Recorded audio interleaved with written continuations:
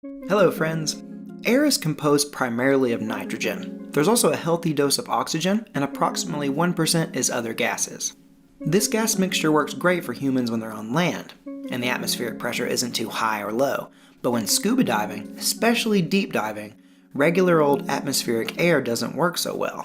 You see, as you dive deeper and deeper, the ambient pressure around you starts to increase considerably. And as you breathe from the scuba equipment, your lungs automatically equalize and become more pressurized to match its surroundings.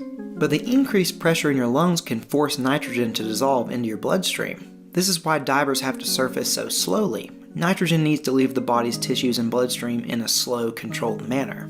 If a diver tries to surface too quickly, the dissolved nitrogen comes out of solution inside the body in the form of bubbles. These nitrogen bubbles can cause many symptoms, most commonly joint pain and itchy, rashy skin. This is known as decompression sickness, or the bends, and in severe cases, it can lead to paralysis or even death.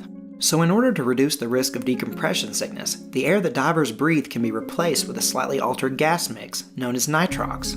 To create this nitrogen and oxygen blend, a good chunk of the nitrogen is replaced with additional oxygen. Because there is less nitrogen in this mixture, it is able to reduce nitrogen uptake in the body's tissues.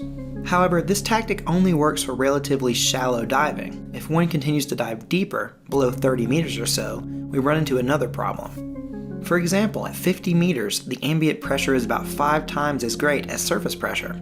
This means that the lungs would contain approximately 5 times as many nitrogen and oxygen molecules as they normally would. Breathing atmospheric air at this depth can lead to nitrogen narcosis, which impairs cognitive function and is similar to that of inhaling nitrous oxide. Replacing the nitrogen with oxygen, as in the case of nitrox, doesn't really help either, because instead of nitrogen narcosis, the extra oxygen can lead to oxygen toxicity, which affects the central nervous system with side effects such as twitching, altered vision, and nausea. To combat this, both the nitrogen and the oxygen must be reduced and replaced with an inert gas, such as helium, which has very little, if any, narcotic effect.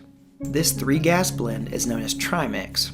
For even deeper dives, the trimix recipe can be altered by having less nitrogen and oxygen and even more helium. The nitrogen can even be eliminated altogether, creating a mix known as heliox. But for especially deep dives, breathing this much helium presents a new problem: HPNS, or high pressure nervous syndrome. This disorder is not fully understood, but it's been found that including another gas in the mixture, such as the nitrogen in trimix, suppresses the effects of HPNS. The only problem with using trimix at this depth is that, at this extreme pressure, molecular nitrogen and oxygen, which are somewhat heavier than the helium, become hard to breathe. Although the oxygen can't be gotten rid of completely, the nitrogen can be replaced with hydrogen, the lightest element, which is much easier to breathe. This blend is known as hydreliox. Even the helium can also be replaced with hydrogen, creating a mixture known as hydrox.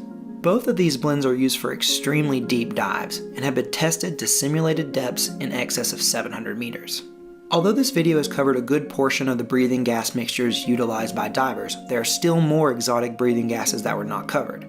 Regardless, I hope you've learned exactly why deep divers can't rely on atmospheric air alone, and I sincerely hope you've enjoyed. Well, you know what to do if you feel this video has earned your support. My name is Randy Dobson, and I'll see you next time.